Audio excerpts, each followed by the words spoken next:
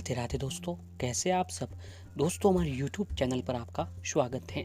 हमारे इस चैनल को सब्सक्राइब कीजिएगा और हमारे वीडियो को लाइक, शेयर और कमेंट जरूर कीजिएगा। दोस्तों, हिंदू सनातन धर्म में कार्तिक महीने का जो महत्व है वह बहुत ही अधिक बताया गया है।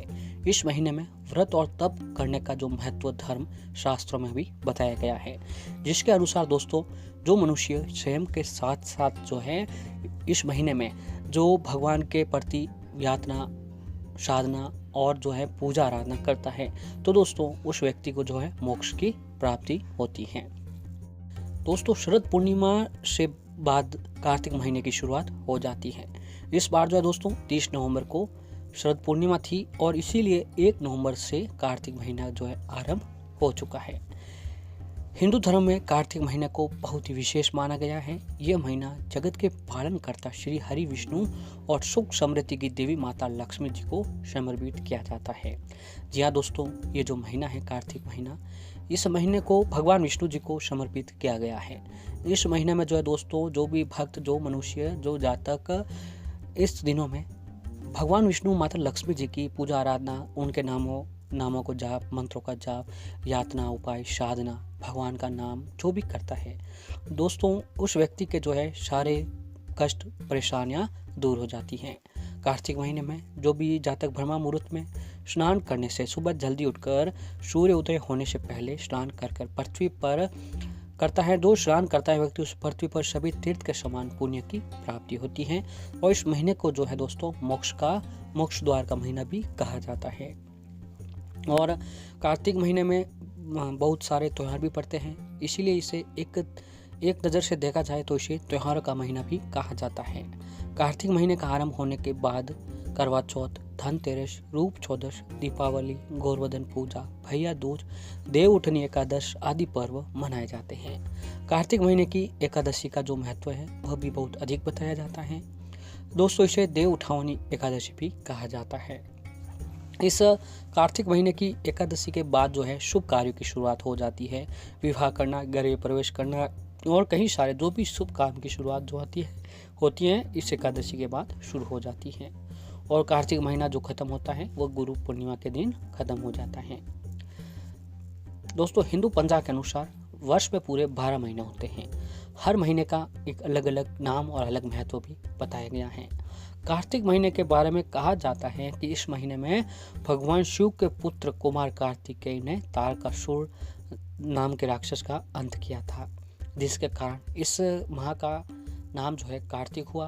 कार्तिक के भी विजय के कारण इस महीने को विजय देने वाला भी कहा जाता है। कार्तिक महीने में तप और व्रत का महीना माना गया है। इस महीने में भगवान की भक्ति और पूजा अर्चना करने से मनुष्य की सारी इच्छाएं, सारी मनोकामना, सारी परेशानियां जो है खत्म होती हैं। ये भगवान विष्णु जी का महीना है। इस महीने को मोक्ष का द्वार भी कहा जाता है, क्योंकि दोस्तों इस महीने में विष्णु जी की पूजा पाठ पूरी निष्ठा और नियम के साथ करने पर मनुष्य को मोक्ष की प्राप्ति होती है।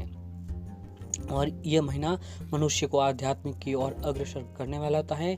और इस महीने में जो भी भक्त है भगवान विष्णु, माता लक्ष्मी जी की विधि विधान से पूजा आराधना करता है, तो उससे समस्त तरह के सभी प्रकार की परेशानियों से निजात पाता है और उनके घर में सुख समृद्धि की प्राप्ति होती रहती है। और दोस्तों, ये जो महीना है, ये शास्त्रों के अनुसार यह महीना धर्म, कर्म, उपाय, यातना, साधना के लिए सबसे अति उत्तम माना गया है। जी हाँ दोस्तों, इस महीने में हम जो भी काम करते हैं, जो भी भगवान का नाम लेते हैं, उसका संबंध जो है दोस्तों भगवान विष्णु जी से होता है। ऐसे में दोस्तों इस महीने को किस्मत चमकाने वाला महीना भी कहा जाता है, क्योंकि दोस्तों इस महीने में हम जो भी उपाय, यातना, साधना करते हैं उसका जो संबंध होता है वह भगवान श्री विष्णु जी से होता है। ऐसे में दोस्तों अगर आप इस महीने में भगवान विष्णु जी को प्रश्न कर लेते हैं तो आपकी सारी परेशानियां खत्म हो जाती है। तो दोस्तों आपको जो है इस महीने में, कार्तिक मास के महीने में एक ये छोटा सा काम करना है। इससे दोस्तों आपकी सारी परेशानियां खत्म होगी। ये काम जो है दोस्तों, आप हर व्यक्ति रोजाना सूर्य देव को जल तो अर्घ्य देता है, उसमें मात्र दोस्तों आप एक छोटी सी चीज डाल देते हैं तो उसका प्रभाव और भी अधिक बढ़ जाता है और आपके जीवन में सफलता मिलने लग जाती है। आइए तो दोस्तों कौन सा काम हमें करना है। जो व्यक्ति सूर्य उदय होने से पहले उठता है वो हमेशा सुखी और निरोग रहता है। हिंदू धर्म शास्त्रों के अनुसार दिन का आरंभ सूर्य को अर्घ्य देकर उनकी वंदना से किया जाना चाहिए। जब श्री विष्णु भगवान भी धरती पर श्री राम के रूप में अवतरित हुए तो वो भी अपने दिन का आरंभ सूर्य नारायण की पूजा के दौरान करते थे।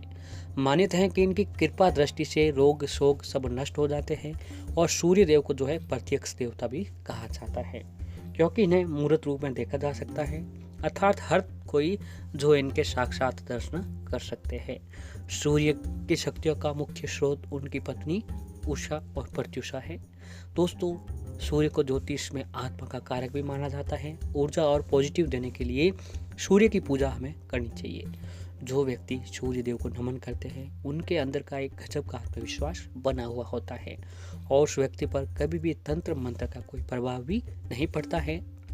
सूर्य देव को नमन करने वाले लोगों के अंदर मन का सुख विद्यमान होता है। और दोस्तों, सूर्य देव का जो भी व्यक्ति है सूर्य देव की पूजा आराधना करता है या सूर्य देव को अर्घ्य देता है तो उस व्यक्ति के अंदर एक गजब का आत्मविश्वास भी बना रहता है। दोस्तों, शास्त्रों में सूर्य को अर्घ्य देने का सही समय ब्रह्म मुहूर्त में बताया गया है, जो कि दोस्तों 4 बजकर सूर्य उदय होने तक यानी सूर्य उदय होने के 1 घंटे बाद तक आप अर्घ्य दे सकते हैं, यानी 8 बजे तक आप सुबह अर्घ्य दे सकते हैं। इस समय पूरा वातावरण शांत होता है, दिव्य ऊर्जाएं वातावरण में उपस्थित होती हैं, जो कि पूजा पाठ के लिए बहुत ही जरूरी होती हैं। इस समय पूजा करने से आपकी प्रार्थना जो है वो सीधे सीधे भगवान तक जाती है और आपको ब्रह्म मुहूर्त में ही सूर्य को अर्घ्य देना चाहिए। साथ ही ये ध्यान रहे कि जब भी सूर्य को जल दे रहे हो तब आपको हमेशा नंगे पैर जल देना चाहिए। सूर्य को जल देते समय चप्पल इत्यादि शास्त्रों में निषेध माना गया है। और दोस्तों, सूर्य को जल देने के लिए हमेशा आपको तांबे का लोटा ही सबसे उत्तम माना गया है। तो दोस्तों, आपको क्या करना है कि इस कार्तिक मास के रोजाना आपको सूर्य देव को अर्घ्य देते समय आपको दोस्तों सबसे पहले तांबे का लोटा लेना है, उसमें पानी लीजिए, फिर अक्षत, रोली, फूल और थोड़ा सा गंगा जल मिला दीजिए। और हो सके तो दोस्तों यमुना नदी का थोड़ा सा जल सूर्य को अर्घ्य देने वाले लोटे में जरूर मिला लीजिए, क्योंकि यमुना सूर्य देव की पुत्री है और यमराज की बहन है। इसीलिए दोस्तों, सूर्य देव के जल में यमुना नदी का जल मिलाने से अकाल मृत्यु से छुटकारा मिलता है। सूर्य देव को जल देते समय हमेशा ध्यान रखें कि आपके दोनों हाथ आपके सर से ऊपर हो, साथ ही जो चारा। और दोस्तों, अगर ये काम जो है अगर आप इस दिन कर लेते हैं कार्तिक मास के महीने में, तो दोस्तों इसका जो आपको प्रभाव है वो बहुत ही अधिक देखने को मिलेगा और आपके ऊपर भगवान सूर्य देव, भगवान विष्णु जी की कृपा बनी रहेगी।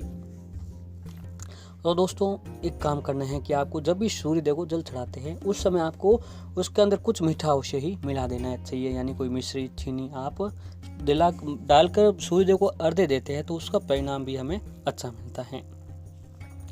और सूर्य देव के चढ़ाए गए जल में कुछ पानी आपको बचा लेना चाहिए, उसको अपने हाथ में लेकर चारों दिशाओं में छिड़कना चाहिए। इसके करने से हमारे आसपास का वातावरण पॉजिटिविटी बनी रहती है। तो दोस्तों, ये काम आपको कार्तिक मास के महीने में अवश्य ही करते रहना चाहिए।